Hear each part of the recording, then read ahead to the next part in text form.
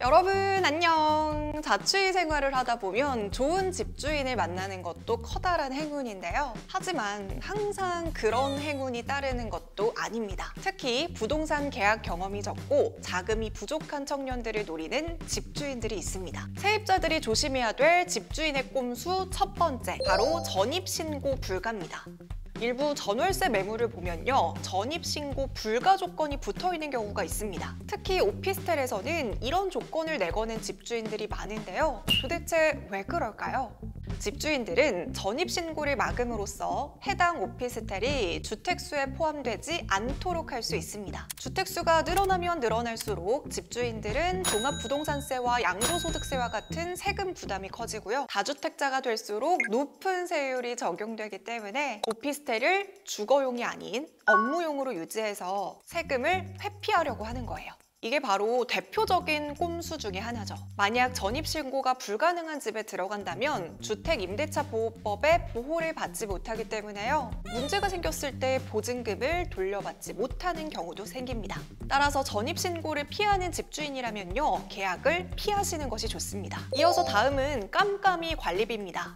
오피스텔이나 빌라 같은 건물에서는 월세 대신에 관리비를 높여서 총 부담금을 올리는 경우가 종종 있습니다. 특히 관리비 내용을 명확하게 공개하지 않는 깜깜이 관리비 문제가 발생하기도 하는데요. 과거에는 관리비 내역을 공개할 의무가 없었기 때문에 집주인이 임의로 관리비를 정하는 경우가 많아서 세입자가 실제 비용 사용처를 알기 어려웠습니다. 다행히 최근에는요, 관리비가 10만 원 이상일 경우 관리비 사용 내역을 상세히 공개하도록 하는 관리비 공개 의무가 확대되었다고 하니까요. 공동주택 관리 정보 사이트를 통해서 확인해 보시는 게 좋겠습니다. 만일 집주인이 관리비 내역 공개를 거부할 경우 이를 신고하게 되면요, 공동주택관리법에 따라서 과태료를 부과할 수 있으니까요, 참고해 주시길 바랍니다. 세 번째는 보증금 반환 지연 및 미반환입니다.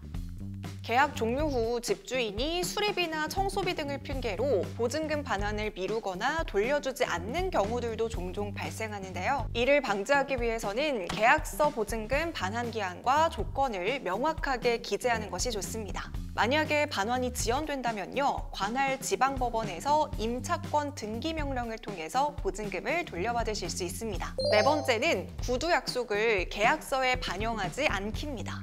집주인이 구두로 여러 가지 혜택이나 조건을 얘기했지만 실제로 계약서에는 반영이 되지 않는 경우들도 있습니다. 구두 약속만 믿고 서명했다가 나중에 피해를 입을 수가 있으니까요. 모든 조건을 계약서에 명시하시고 서명 전에 꼼꼼히 확인해 주세요.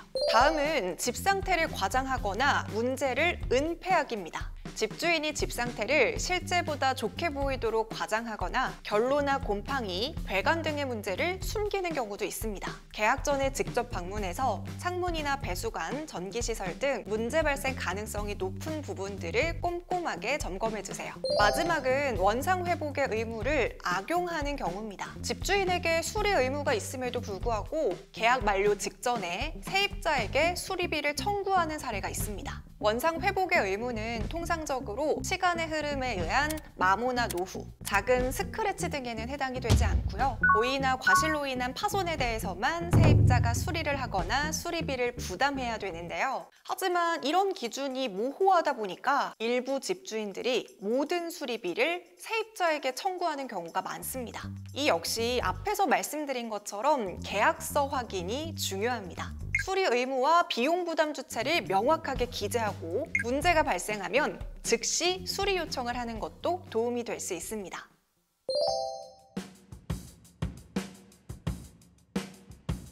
이렇게 집주인들의 다양한 꼼수를 알아봤습니다. 오늘 영상이 여러분의 안전하고 합리적인 자취 생활에 도움이 되길 바라면서요. 저희는 다음 영상에서 찾아뵙겠습니다. 이사는 어디로? 이사로! 안녕!